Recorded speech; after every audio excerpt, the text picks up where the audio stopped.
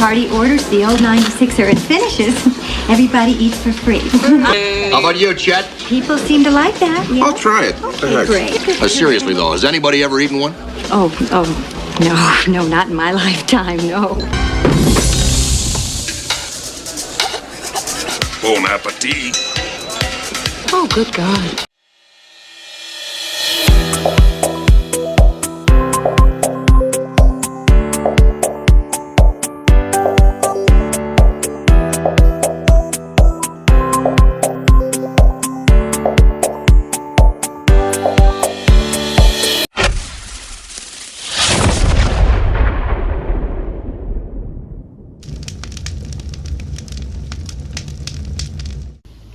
Hey, welcome back to Sambo's Place. Thanks for checking in. Thanks for all the support and the subscriptions. Thanks for following along. Really appreciate it. Can't do it without you, so thumbs up to you all.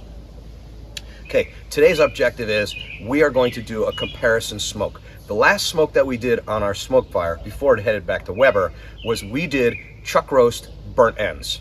Did 6 pounds of it for an event that I went to. Today we just got a 3-pound chuck roast. We're gonna do the same binder. We're gonna use a mustard. We're gonna use the same rub from Fire and Smoke Society. We're gonna use the black and tan. We're gonna get that all bedded down.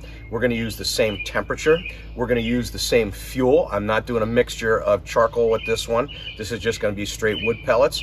We're gonna use the same everything we could possibly think of, except that maybe it was a little cooler outside the last time that we did the chuck roast. But we're gonna compare the bark on these two. I have some pictures saved from the last one.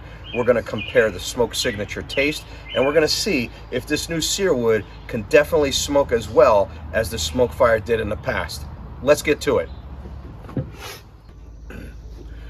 So final thoughts on the cook. Taking a look at the comparison pictures, you could see that the bark is very similar to the bark that we got on the finish when we did the SmokeFire. Just a little bit more burgundy showing through on the SearWood.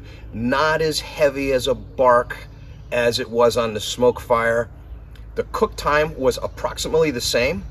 The SearWood used less pellets. Now, we did 6 pounds of meat the first time and we only did 3 pounds of meat this time, but I'm finding out as I'm smoking on the SearWood that it is a much more efficient pellet smoker.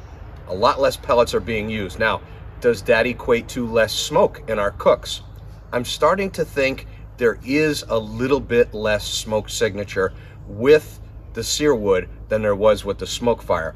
But right now, I'm willing to overlook that because the SearWood out-grills, out-sears, and now griddles, where the SmokeFire, I couldn't get to do any of that. Plus, they didn't have the griddle at the time when I had the SmokeFire.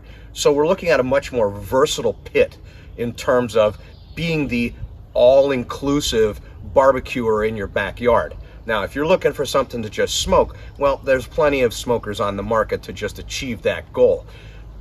Is the SearWood right now on par with the SmokeFire in terms of smoking capabilities? I'll give this a 9 out of 10, where I gave the SmokeFire an 11 out of 10 in terms of being a smoker. But having said that, the tenderness of the meat came out almost identical to the tenderness we did on the SmokeFire. The flavor was there. The finish of the meat was good enough for me. Again, a little more bark on the SmokeFire, but generally you can't go wrong with this SearWood as a smoker. So thanks for checking in. Sambo out.